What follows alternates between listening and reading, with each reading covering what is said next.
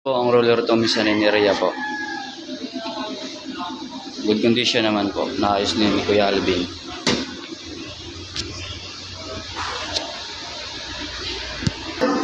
Dito naman po nakalagay ang roll pa brake. Kompleto pa naman po tayo.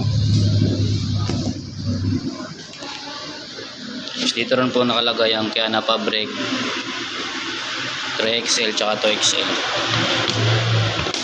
Kompleto pa naman po.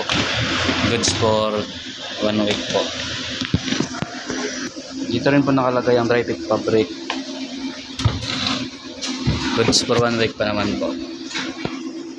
Dito naman po nakalagay ang ibang Kiana pa brake XL tsaka large, medium. Goods for 3 days pa naman po. Ito rin po ang pending rack. Day to day lang po tayo.